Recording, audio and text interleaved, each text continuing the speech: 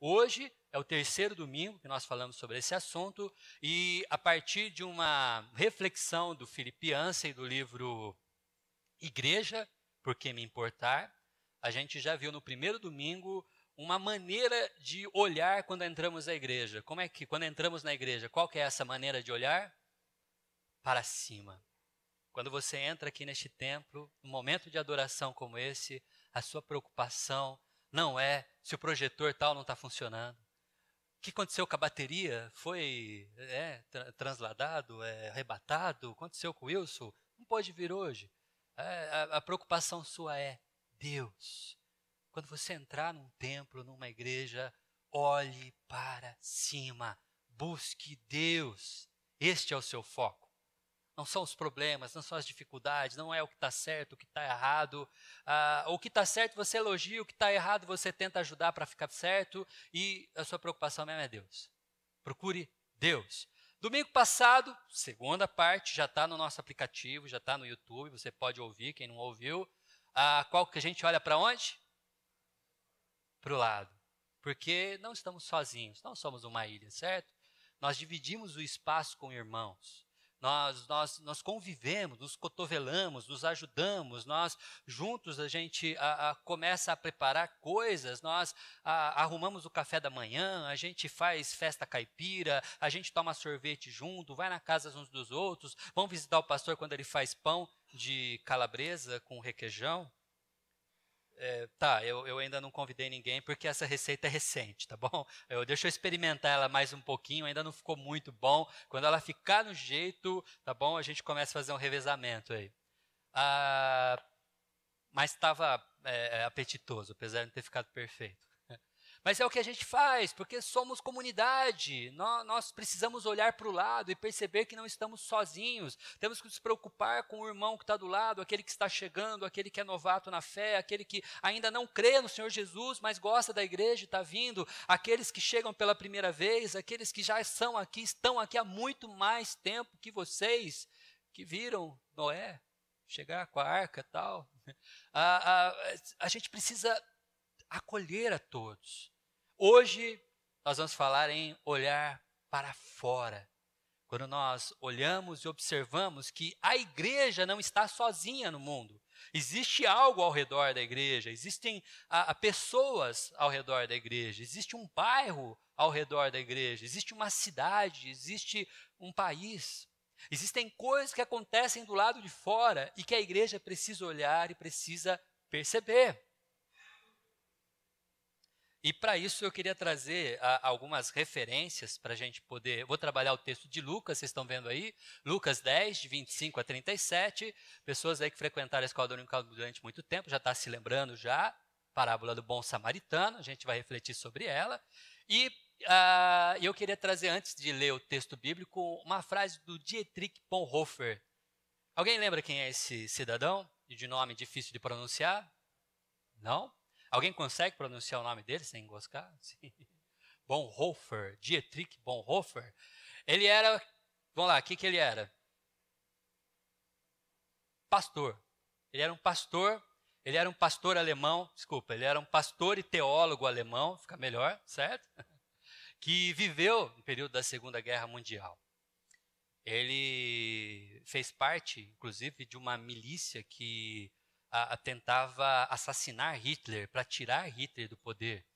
E ele também era pastor de um movimento evangélico na Alemanha que publicamente denunciava os crimes e era contra o regime nazista.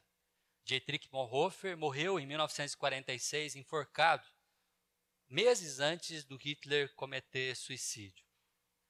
Mas esse pastor, ele escreve e fala muito sobre a igreja, ele que não viveu só na Alemanha, durante um bom tempo nos Estados Unidos, onde ele também teve uma pós-graduação, se não me engano, fez mestrado, coisas assim, estudou muito, e ele escreve sobre a igreja. E num dos textos dele, ele diz, a igreja só é igreja quando ela existe para quem não é da igreja. Dá uma olhada nisso. A igreja, ela só é de fato uma igreja quando ela resolve quando ela resolve existir para quem não é da igreja. O ministério da igreja é o único que existe em benefício dos outros. Tudo o que nós fazemos, tecnicamente, não é em benefício próprio. A gente gosta, não vou dizer que não, nos abençoa, é claro que nos abençoa, mas estamos sempre olhando para aqueles que Jesus quer alcançar, porque nós todos fazemos parte de um ministério para o qual Cristo chamou cada cristão, que o apóstolo Paulo vai chamar de ministério da reconciliação. Este é o papel da igreja no mundo. É a gente encontrar pessoas que não conhecem Cristo e apresentar Cristo para que agora elas o conheçam e venha agrupar as fileiras daqueles que encontram pessoas que não conhecem Cristo para apresentá-los a Ele, para que eles conheçam a Cristo e venham para somar na igreja, para mais uma vez ir atrás daqueles que não conhecem. E assim a igreja existe. Essa é uma visão um pouquinho restrita, eu sei disso. A igreja faz muito mais do que isso. Mas é uma das coisas que a igreja é. A igreja, ela existe para alcançar aqueles que não são da igreja. E até por conta disso mesmo, de uma maneira muito sensível a essa palavra, foi que a SAF da nossa igreja tinha sugerido que a festa caipira fosse feita aqui, no nosso salão. Por que fizemos aqui? Porque essa era uma das preocupações da SAF. Nós precisamos abrir as portas da igreja para que pessoas que estão fora da igreja venham conhecer a igreja e venham saber para que existimos, venham nos conhecer e estejam aqui nos visitando. Agora sim, o texto bíblico, o texto de Lucas, capítulo 10, de 25 a 37, é o texto que nós vamos refletir essa manhã. Quero que você acompanhe essa leitura com atenção. Certa ocasião, um perito na lei levantou-se para pôr Jesus à prova. Ele perguntou, você já viu que o cara ele já vem com a coisa, né, na cabeça, né? Ele se levantou para falar, né, e para pôr Jesus à prova. Essa era a intenção dele. E perguntou, mestre, o que preciso fazer para herdar a vida eterna? E Jesus, então, o que está escrito na lei? Respondeu Jesus.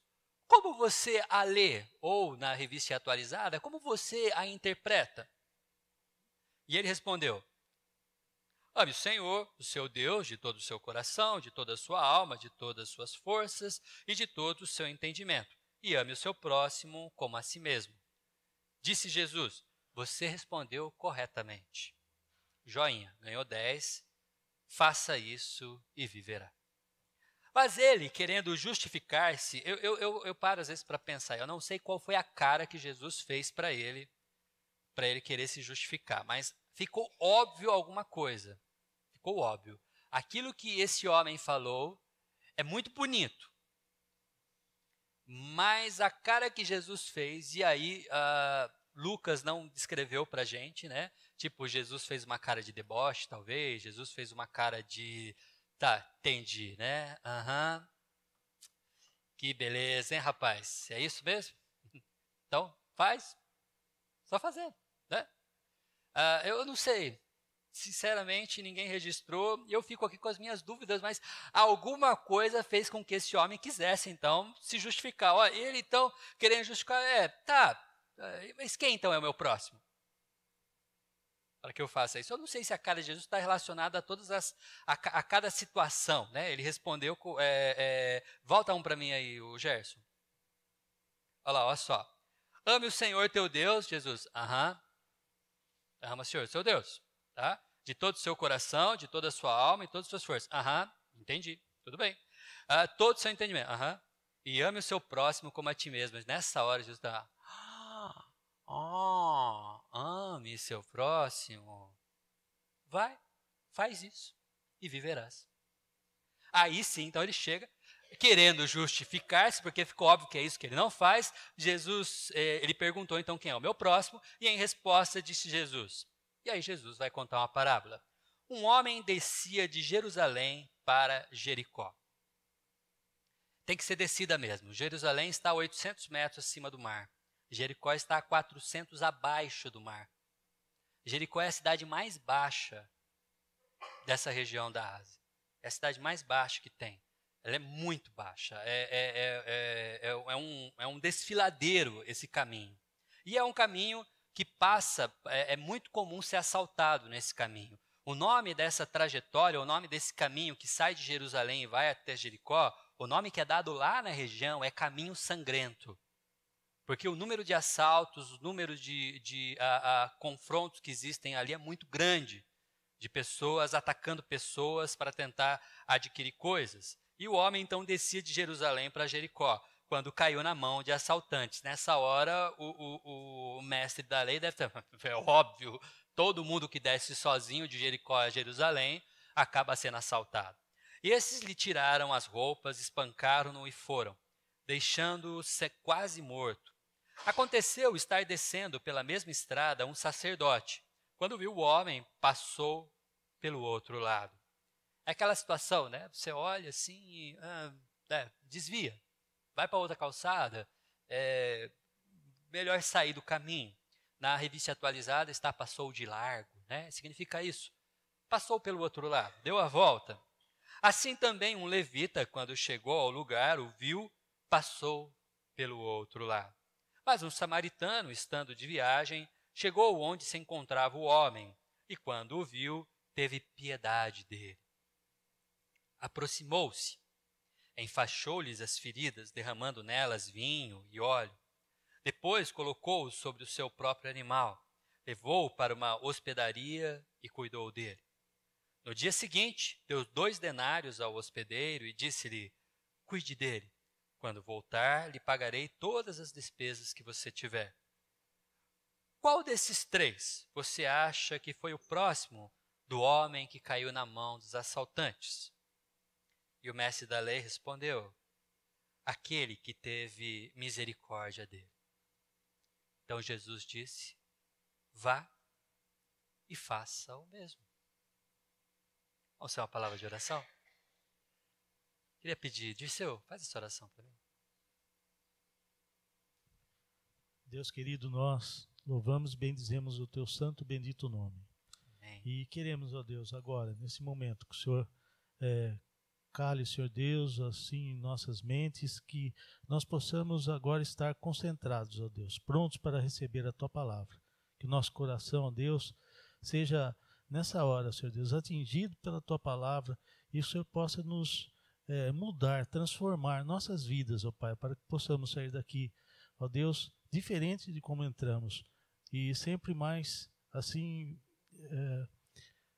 calcados pelo Senhor, assim, que o Senhor nos sustente, que realmente a tua palavra nos alimente nesta hora, ó Deus, para que possamos fazer aquilo que é o que agrada ao Senhor. Fica conosco, ó Deus, com essa palavra, abençoa o ministério, Senhor Deus, o reverendo Sandro e a sua vida, Pai. Em nome de Jesus que eu oro e agradeço. Amém.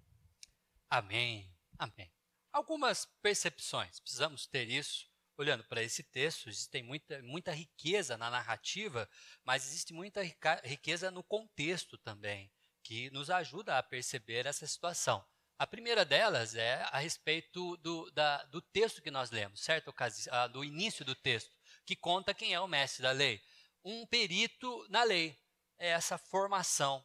Alguém que é expert na interpretação, chamado perito na lei, alguém que estudou, que praticamente fez teologia, se fosse assim que a gente diria nos nossos dias. Uma pessoa que deveria demonstrar, talvez, uma certa habilidade para lidar com questões religiosas do seu tempo.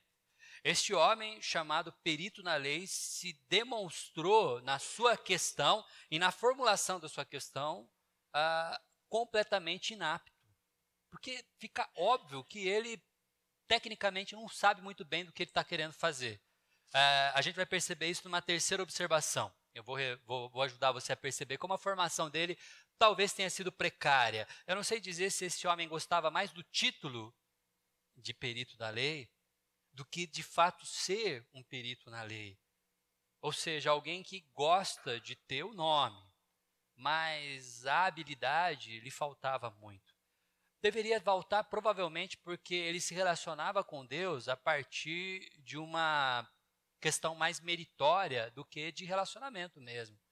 Não era alguém que buscava Deus porque queria estar próximo de Deus, mas alguém que buscava Deus apenas para entender a lei, dar respostas e ter a sua condição preservada de alguém que é perito na lei. Olha, este é um perito na lei, é um doutor. Por favor, dê licença para que ele entre, dê o lugar mais precioso do espaço para ele se assentar, abram alas porque o perito da lei chegou.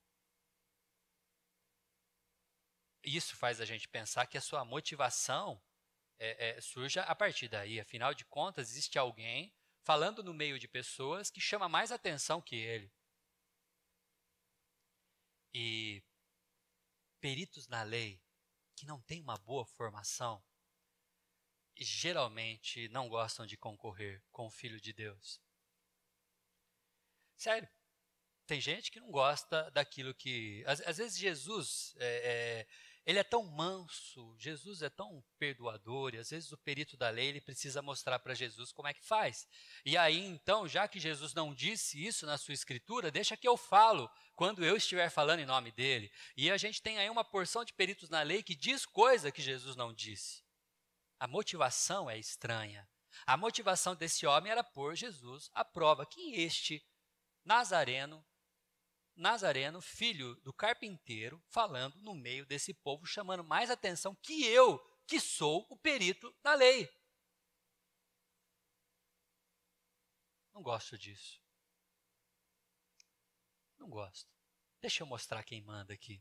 Ele está na minha cidade, ele está na minha região, está na minha paróquia. Então, põe Jesus à prova e faz uma pergunta completamente estranha. E isso mostra que ele não tem entendimento, nem mesmo bíblico, muito menos jurídico. Porque como farei para herdar? Falei, como que alguém faz para herdar alguma coisa? Mas sendo herdeiro. A grande questão é, como é que eu faço para me tornar herdeiro de alguém? Ninguém se torna herdeiro de ninguém. Ô, Dirceu, você podia, quem sabe, no seu testamento, né? Sim, né? Colocar lá meu nome e tal. Deixar a minha churrasqueira, eu deixo para o reverendo Sandro, sei lá. Como que você se torna? Não, se ninguém se torna herdeiro de ninguém. Você nasce herdeiro. E simplesmente o é. Nós somos. Não nos tornamos. A pergunta dele é descabiciosa no sentido jurídico. Ninguém se faz herdeiro de ninguém. Ninguém herda a vida eterna. E a outra dificuldade dele é conseguir ler as Escrituras para conseguir perceber que a vida eterna é um presente dado por Deus que nós não merecemos. Ninguém merece a vida eterna. Simplesmente nos é dado. O que Abraão fez para ter sido escolhido por Deus? Nada. Muito pelo contrário, ele deu motivo para Jesus pensar em quem que eu fui apostar meus cavalinhos. Dá uma olhada, chamei o cara, porque a partir dele eu ia abençoar toda uma nação. No primeiro mês dele, como agora servo escolhido, ele já mente falando que a esposa não é esposa, é irmã, e fica nessa coisa toda. Aí depois, quando eu falo que vou dar um filho para ele, ele me inventa e faz o filho com a concubina. Pisa na bola. Abraão não tinha feito nada. Foi um presente. Deus o escolheu. Deus o chamou. E simplesmente assim, a vida eterna, ela é um presente nos dado. Mas o fato é, este homem, de uma formação precária, de motivação errada e de um entendimento totalmente complicado, faz uma pergunta. E aqui entra a paciência de um Deus maravilhoso, que até mesmo com pessoas tão intrigantes, encrenqueiras, como esse fariseu, resolve dar atenção. Tudo bem, fez uma pergunta, vamos responder. E aí Jesus então diz, você respondeu corretamente, faça isso e viverá. A gente leu no versículo 28 e 29. Mas ele, querendo justificar-se, como eu disse, alguma coisa ali nos olhares de Jesus, entre ele, Jesus e o povo. Talvez ficou óbvio demais, todo mundo deu uma risadinha, um cotovelou o outro, ele ficou com vergonha. Ele precisou justificar-se. Quem é o meu próximo? A grande questão é, quem é capaz de cumprir a lei? De tudo que aquele homem disse. Ele, obviamente, não dava conta, mas a questão é quem consegue. Quem dá conta? Quem dá conta de ser o extrato exato daquilo que Deus queria que nós fôssemos a partir da lei dada a Moisés? Ninguém consegue. E ele traz agora para a gente um aparato da humanidade. Como a gente gosta de dar uma boa desculpa. Como a gente olha para aquilo que seria óbvio realizar, óbvio fazer, porque afinal de contas esse homem conhece a lei, esse homem é um perito da lei, ele conhece ela desde os 5 anos de idade, segundo a tradição judaica, porque a criança começa a repetir a lei aos 5 anos e vai estudando até os 10, quando ela passa pela primeira prova no conselho judaico. Ele sempre soube desse texto, ele sempre soube que essa era a vontade de Deus, ele sempre soube que é isso que a lei diz, mas ele nunca tinha feito. Porque ninguém consegue. Porque isso é difícil para todos nós. E aí a gente tem 2 saídas. A primeira saída é dar uma desculpa. A segunda saída é reconhecer o que a lei veio fazer.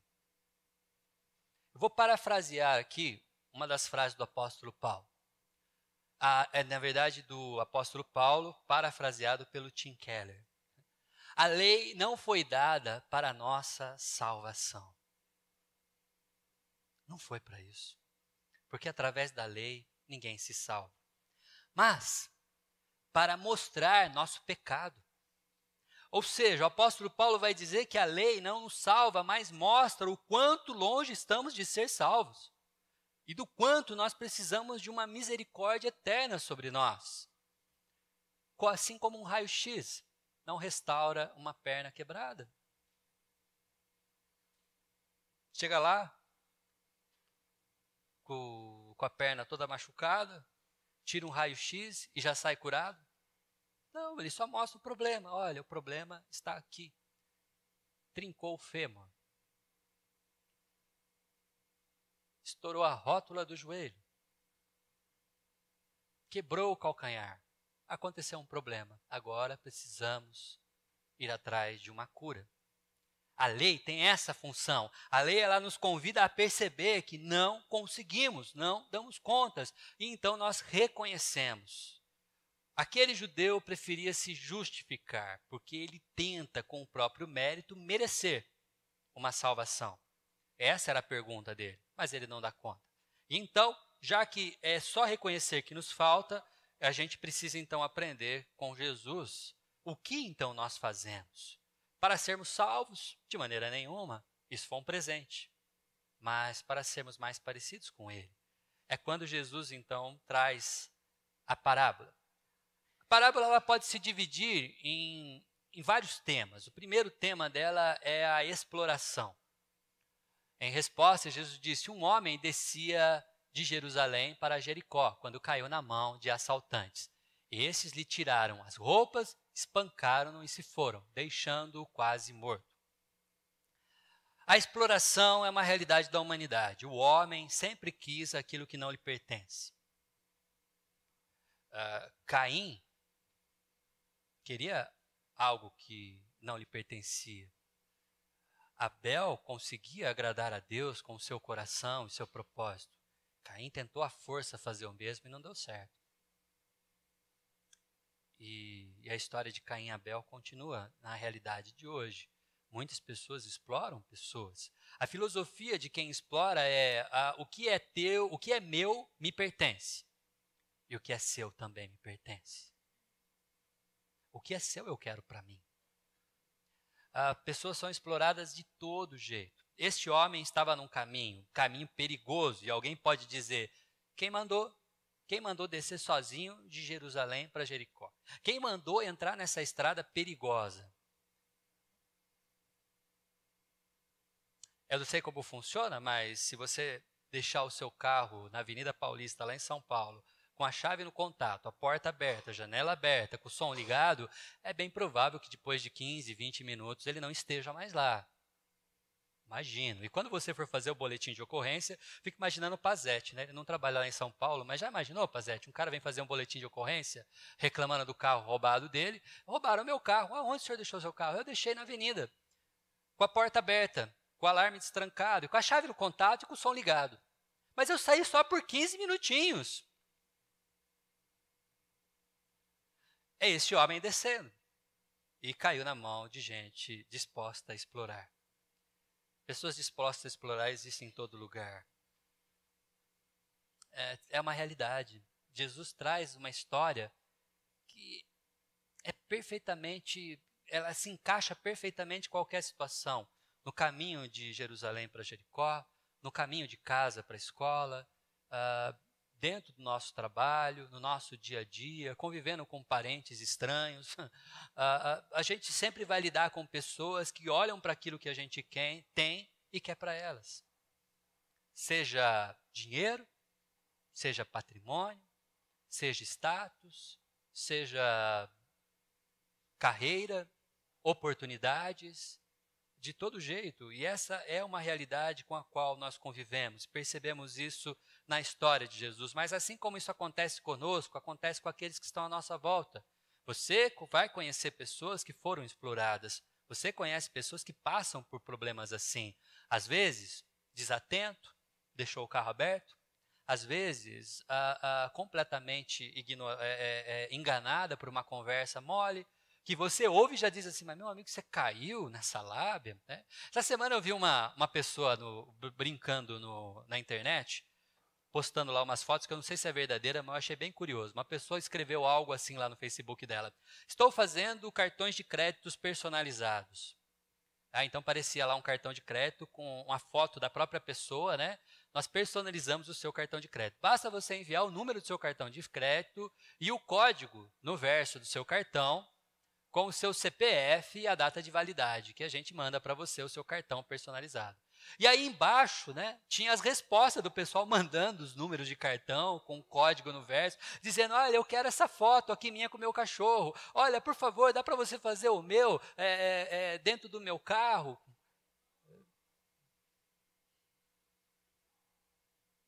Tem gente que acredita em tudo. E vai descer de Jerusalém para Jericó. Você conhece pessoas que vão ser exploradas. Isso quando talvez você mesmo não tenha uma história para contar de eu confiei na pessoa e a pessoa me deu o cano. Seres humanos são assim, queridos. Infelizmente.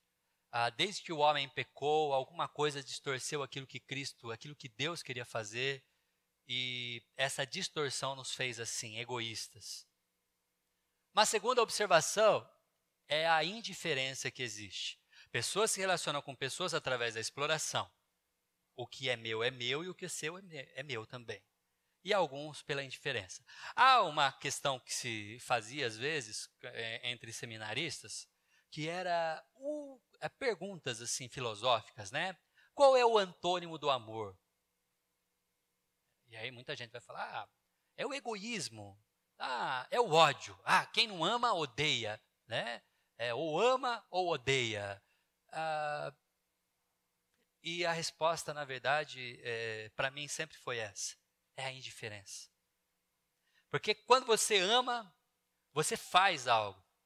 Quando você não ama, você observa e não faz absolutamente nada.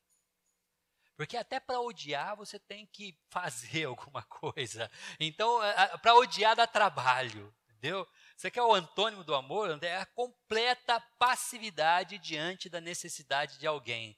Se você quer não amar alguém, se você quer agir com completa falta de amor, ignore completamente. Na década de 80, tinha uns seriados que passavam à noite na televisão, era Amazing Story, chamavam, né? Histórias aquele senhor careca que fazia filmes de terror, essas coisas assim, ele tinha uma série chamada Amazing Story, que eram histórias assim cabulosas, tal, bem que de assustador, de arrepiar, né? E uma delas é a história de um rapaz que ele cometeu tanto crime assim, não é crime, mas fez tanta coisa ruim. Entendeu? Não parou para alguém atravessar a rua, não ajudava alguém a atravessar a rua, ou ele não ajudava a caridade, ele simplesmente era um cara ruim. Ele falava alto com todo mundo, achava que mandava em todo mundo, era um cara assim chato, horrível de se conviver. E aí ele foi condenado lá por uma justiça que tinha lá no período dele, que o condenava à indiferença. E ele tinha uma marca na testa, que todo mundo, quando via a marca, era obrigado a ignorá-lo. Ninguém podia cumprimentá-lo, ninguém podia dizer bom dia, ele não podia comprar coisas, porque ninguém podia vender coisas para ele, ninguém podia conversar com ele. E no começo ele até se virou bem, porque ele achava aquilo divertido. Ele ia nos lugares, sentava no meio do balcão do restaurante. Eu sei que quando eu disse que ele não podia comprar nada, um monte de gente já pensou, então, ele vai morrer de fome, como é que ele vai comprar comida? Não precisava, ele entrava no supermercado, pegava e levava embora, porque ninguém podia impedi-lo. Ele simplesmente não existia. Ele não existia para ninguém. E até durante um tempinho isso foi normal. Até que ele começou a entrar em desespero. Viver no meio da sociedade, mas não poder falar com ninguém. Não ter um bom dia, não ter um carinho, não ter... simplesmente isso para ele foi perturbador, foi terrível. E teve uma hora até que uma pessoa que tinha um sinal igual ao dele, encontra ele, e ele tenta então falar com essa pessoa. Nós dois estamos em mesma situação. Mas a pessoa tinha acabado de receber o sinal na testa, estava morrendo de medo, ignorou ele, saiu, e ele ficou lá desesperado, tal, até que passou o tempo. Ele foi lá no lugar, se apresentou, tiraram a marca da testa dele. E daí, naquela hora, a pessoa já o cumprimentou com gentileza, seja muito bem-vindo. E ele passou a ser uma pessoa diferente, porque percebeu que a indiferença causa muito mal. Esse texto de Jesus nos fala sobre duas pessoas que não deveriam ser indiferentes, mas foram. Duas pessoas ditas religiosas, duas pessoas que conhecem a lei, duas pessoas que deveriam amar o próximo como a si mesmo, mas que passam de lado. Perceberam a pessoa, entenderam o seu sofrimento, mas resolveram ignorar a indiferença. Encontramos pessoas assim. Seu professor, que sabe que você estudou 2 semanas para fazer aquela prova, se matou, ficou 54 minutos e meio que ele deixou disponível para fazer a prova, para você fazer até o último rabisco. E então, quando ele pega a sua prova, ele simplesmente dá um 0 e não considera nada, professor mau. Seu chefe, que você trabalha e nunca reconhece o seu trabalho. Pessoas que te veem machucada, dolorida, não tem uma palavra amiga. Gente que sabe de sua dificuldade, pode te ajudar e escolhe não ajudar. Existem pessoas assim. E aqui essas pessoas estão dentro de uma igreja. São os religiosos. Era justamente quem deveria mostrar a forma correta de se fazer.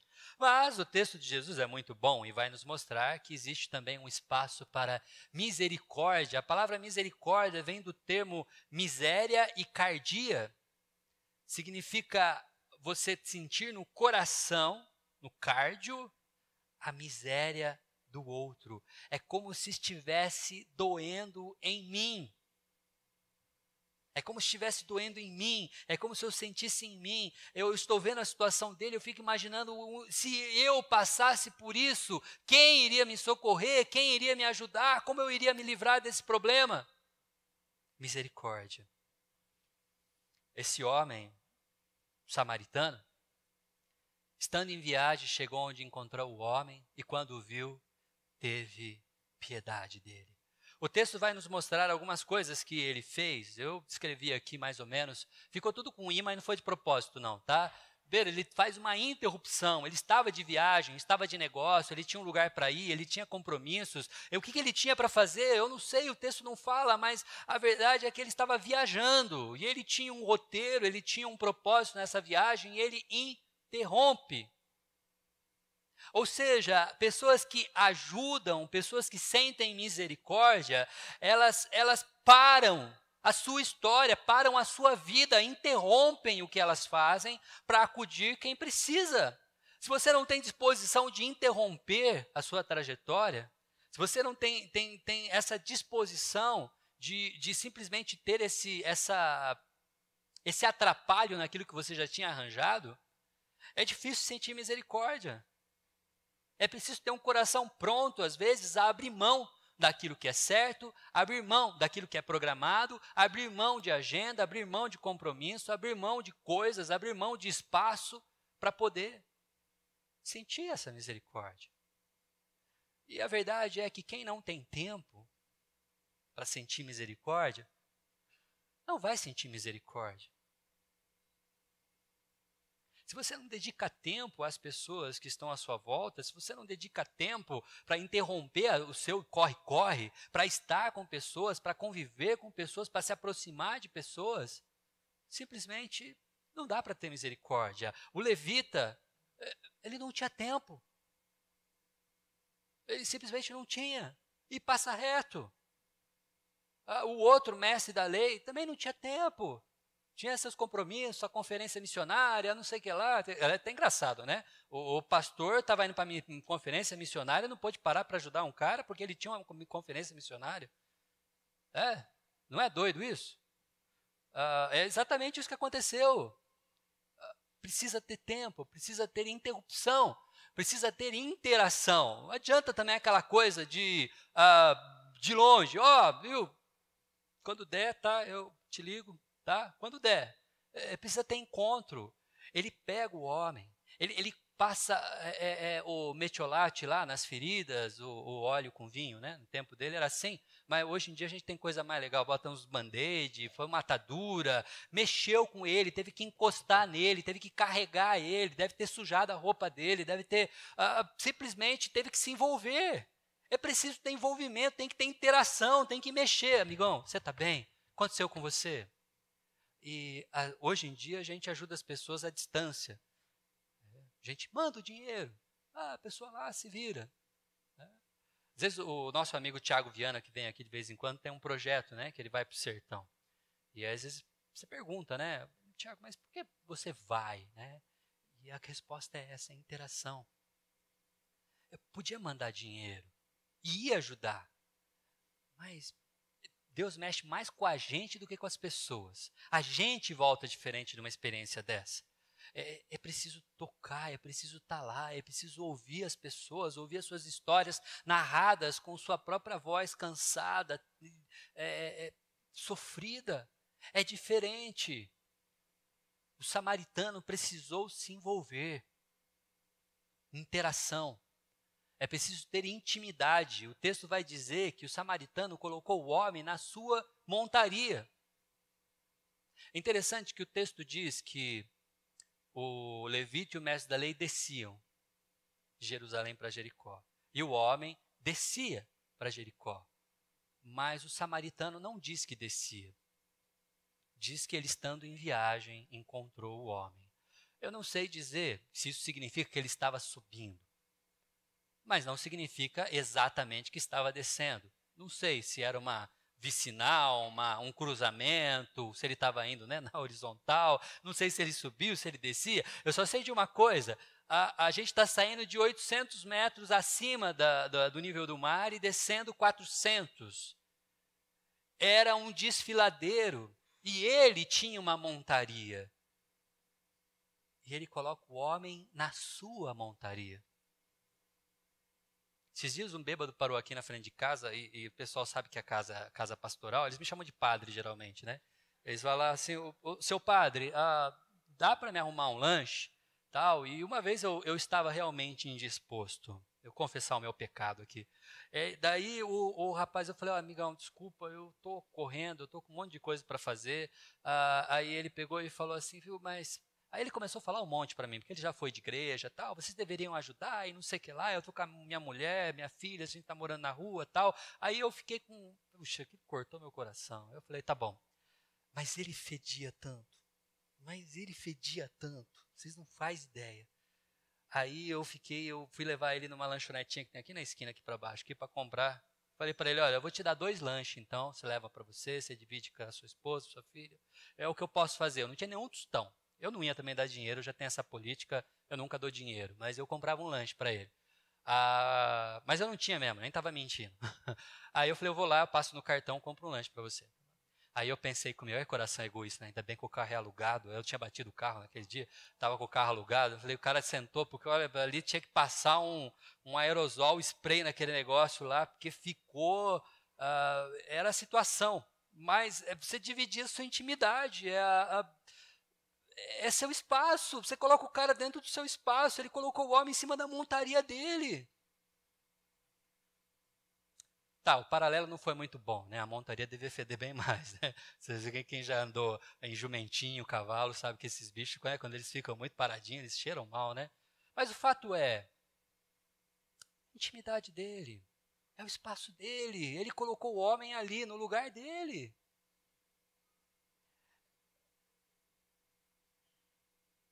Como que eu explico isso para vocês? Que exemplo eu daria para vocês hoje disso? Essa disposição só tem quem tem misericórdia, quem se coloca no lugar. Jesus Cristo ele não está apenas contando uma história, Jesus Cristo está mostrando o quão difícil é amar o próximo como a si mesmo. Porque quando a gente vê essa parábola e fala assim, ame o próximo, continuar igual o samaritano fez isso, legal, vamos fazer isso, passa um cheque, está lá. Não, não é isso. É interagir, é se envolver, é mexer, é estar junto, é sentir o bafo do cidadão, é acompanhar, é estar próximo. Isso é difícil. E se o mestre da lei, quando questiona Jesus, já está questionando porque achava difícil na cabeça dele, agora está mais difícil ainda, ficou mais complexo. O último I, não foi de propósito, tá? Esse interrupção, interação, intimidade, investimento. Mexe com a última área do nosso ser que costuma ser transformado pelo Espírito Santo. Todo mundo diz isso, né? Deus converte o coração, mas a gente continua com o escorpião no bolso, né? É preciso converter o bolso também, às vezes. Investimento, querido. Investimento só dinheiro? Não. Às vezes você dá aquilo que você tem. O reverendo Jeremias Pereira, o Hernandes Dias Lopes comentando sobre o Jeremias Pereira, e depois eu ouvi o próprio Jeremias Pereira contar a história, até um pouco mais recheada, de uma igreja lá no sertão, uma igreja no sertão, na cidade de esqueci o nome da cidade agora. Bom, eu sei que essa igreja tinha um programinha de rádio, Itaporanga, eu anotei aqui, Itaporanga. Tinha um programinha de rádio, que já estava há 2 meses, custava R$50 por mês o programinha de rádio. Chegava, atingia 40 mil pessoas o programinha, uma igreja da Assembleia de Deus, tinha lá o programinha, e aí ia cortar o programa, fazia 3 meses que não pagava, se não pagar, cortou o programa. E aí o pastor fez um apelo na igreja para as pessoas, né, darem uma oferta, e aí tinha um casal na igreja, né? Eu também tive que anotar o nome dela, Dona Lourdes, e o marido dela é o Tota, seu Tota. Você procura na internet, depois vocês vão ver o Hernandes contando, mas o Jeremias é muito mais engraçado. É um vídeo antigo, mas a história é muito boa. E a dona Lourdes resolveu dar o galo. Eles tinham um galo. É só o que eles tinham. O pastor, ele precisava de R$50, mas só tinha o galo, deu o galo. E aí chegou lá na casa do pastor, o galo, o que eu vou fazer com o galo? E aí não sabia, ele tinha pensado, acho que eu vou fazer uma rifa, né? E rifa pega muito bem para os crentes fazer. E aí ele comentou no Facebook, eu tenho um galo, que é uma oferta missionária para pagar o programa de rádio, e um pastor da Igreja Batista Missional ficou sabendo da história e ajudou a compartilhar e chegou lá no e-mail do reverendo Jeremias, que fez naquele final de semana um apelo lá na igreja, e aí eles conseguiram levantar dinheiro, um dentista lá da igreja resolveu pagar o programa sozinho até o final do ano, e ainda assim eles tiveram verba para poder custear outras coisas que eles estavam fazendo lá, tudo por causa de um galo. A história vai longe. O seu Tota e a dona Lourdes ficaram conhecidas internacionalmente. O Jeremias Pereira estava contando essa história num congresso no Canadá, e lá, quando ele saiu, as pessoas cercaram ele para saber mais da história. Aonde que eles moram? Eles eram meieiros, moram na terra que é de uma pessoa, e simplesmente eles trabalham na lavoura, e metade da produção vai para o dono da terra e eles ficam com a metade, né? E aí a história, para a gente encurtar, deram uma geladeira porque ela não tinha, depois melhoraram a casa dela, depois compraram o terreno, depois resolveram construir uma casa nova para ela. Eu sei que hoje Dona Lourdes e seu Tota são fazendeiros, donos da própria terra. Eles deram um galo. Um galo. Investimento. Precisaram enfiar a mão no bolso. Só o que eles tinham era o galo. E foi o galo. E para você, talvez, galo possa ser uma coisa à toa. Mas depois a gente chora ouvindo o testemunho. Era o único galo que eles tinham. Eles deram tudo que eles tinham. Eles só tinham aquele galo. Eles tinham criação de galinha, mas só tinha um galo. E quem já criou galinha aqui, a minha avó, minha mãe, quando morava em Capivari, a gente criava. Sabe que é pouco galo para muita galinha, mas tem que ter um galo, porque se você não tiver um galo, você não tem procriação. E eles deram só aquele galo. Assim diz a história. A história é muito bonita. Mas o fato é preciso ter uma interrupção, é preciso ter interação, é preciso ter intimidade, é preciso ter investimento. Dietrich Bonhoeffer, acerca disso, vai ajudar a gente refletindo um pouquinho mais. A ação não surge do pensamento, mas de uma disposição para assumir responsabilidades. Ou seja, o bom samaritano não é aquele só que reflete, preciso ajudar. Não adiantava nada ele passar, olhar para o homem e dizer, puxa, vou orar para Deus mandar alguém para ajudar. Vou pedir para Deus para te socorrer. Vou levar o seu caso para uma campanha lá na minha igreja. A gente vai orar pelo homem caído no chão. Orar é muito bom, mas a ação, ela precisa, vem de responsabilidade que a gente assume. E é isso que o Dietrich vai dizer para a gente. Para a gente poder refletir um pouco, só para pegar alguns exemplos daqui locais, eu contei a história da Dona Lourdes e do Tota, mas olha aqui em Americana, o que a gente tem. A Igreja Central de Americana tem um projeto chamado de Cara Limpa.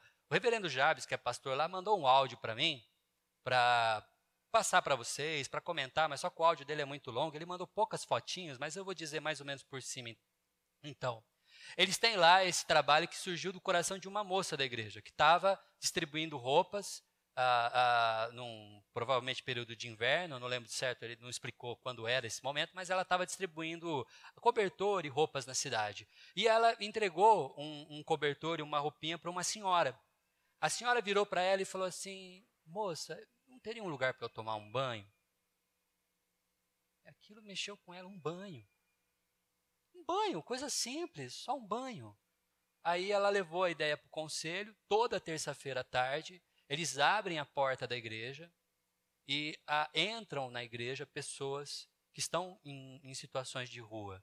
E lá dentro da igreja eles podem tomar um banho, vestir uma roupa limpa, se barbear, cortar o cabelo. Ele mandou algumas fotos. Essa aqui é a equipe que quando começou, né? E aqui alguns momentos que eles têm lá. Nossa igreja irmã, aqui em Americana, cidade de Americana. Tá? E esse aqui, ó. Deixa eu mostrar para vocês esse caso. Bom dia a todos. Eu estou aqui para falar do projeto Pão da Vida, um projeto evangelístico que já tem 4 anos, onde nós levamos refeições, roupas, cobertores e abraço e principalmente a palavra de Deus para moradores de ruas e pessoas carentes de Americana. Esse projeto surgiu no coração do meu esposo num momento de gratidão, quando nosso filho passou por uma cirurgia cardíaca e foi curado e ficou bem, e ele gostaria de agradecer a Deus com atitudes além de oração. E veio essa ideia de ajudar pessoas carentes, de falar do amor de Deus para elas. No primeiro dia que eles se reuniram para fazer as marmitas, foram 30 refeições distribuídas, mas o projeto foi crescendo, foram pessoas querendo ajudar, e hoje a gente fornece toda terça-feira à noite 120 refeições. O legal desse projeto é que, além de a gente levar o amor de Deus para pessoas que não têm mais esperança, pessoas que não se sentem às vezes dignas de um abraço e do amor de Jesus, é que também, pelo outro lado, as portas da igreja se abrem para pessoas que nunca entraram numa igreja evangélica, pessoas que nunca conversaram com um crente, e elas querem ajudar. E tem entrado muita gente no projeto, pessoas de outras religiões, pessoas que não têm religião, e elas se sentem acolhidas na casa de Deus, elas se sentem bem em trabalhar, e elas falam: nossa, eu não conhecia o crente, como vocês são legais. Então, é um trabalho que ele é evangelístico dos dois lados. Tanto pessoas querendo ajudar, que têm a oportunidade de conhecer a gente pessoalmente, saber que Deus não faz acepção de pessoas, conhecer uma igreja evangélica, tanto com as pessoas lá da rua que recebem uma palavra, um carinho, e a gente ora junto e a gente fala para eles que Deus os ama, como eles estão, que há esperança sim para eles.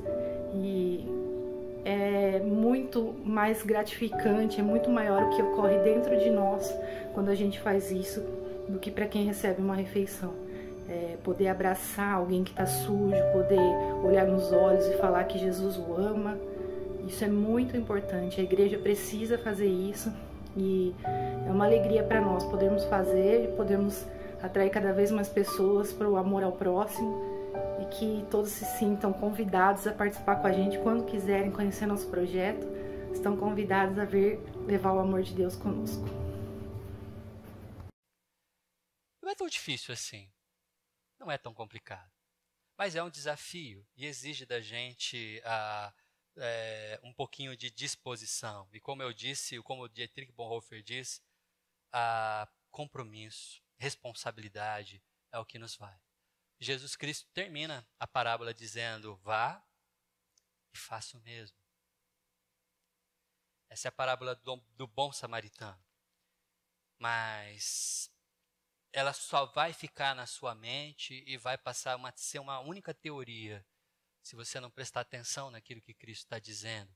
Um convite a ter uma interrupção na sua vida. Esteja disposto a parar. Esteja disposto a parar o seu caminho. Esteja disposto a interromper a sua trajetória. Interação para se envolver com as pessoas. Intimidade para dar o seu espaço para ela. E ainda, investimento. Porque muitas vezes a gente tem que botar a mão no bolso mesmo. Não tem outro jeito. Que Deus possa abençoar a nossa igreja, para a nossa igreja continuar, assim como exemplo de nossos irmãos aqui de Americana, a manifestar a imagem de Deus sendo misericordiosos com aqueles que estão à nossa volta. Amém?